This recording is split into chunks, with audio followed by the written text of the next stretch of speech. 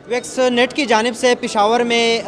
2 روزہ جو نمائش ہے وہاں پہ میں موجود ہوں، اور یہ نمائش کی خاص بات یہ ہے کہ یہاں پہ زیادہ تر سٹال جو ہے وہ سٹال ہے جو خواتین جو پروڈکٹس بناتے ہیں۔ ابھی جو جہاں پہ میں موجود ہوں یہ چترال ویلی کے پیویلین ہے، آپ کو نظر بھی آ رہا ہے، چترالی ثقافت کی چیزیں یہاں پہ نمائش کے لیے رکھے گئے ہیں۔ تو ہمارے ساتھ زرمینہ موجود ہے۔ زرمینہ بہت شکریہ آپ نے وقت دیا، ذرا ہمیں ایک ایک کر کے بتائیں کہ کیا کیا چیزیں یہاں پہ رکھی گئی ہے۔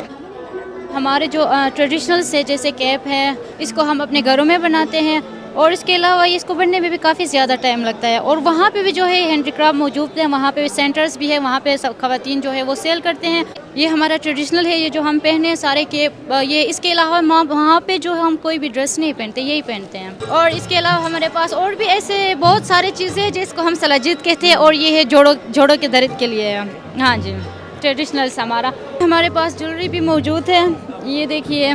یہ ہماری اپنی جویلری ہم یہ خود بناتے ہیں، تو اس کے بنانے میں کافی زیادہ ٹائم لگتا ہے، تو اس وجہ سے چیلنج ہماری یہ ہے کہ وہاں پہ آتے ہیں ٹورسٹ بہت زیادہ آتے ہیں، لیکن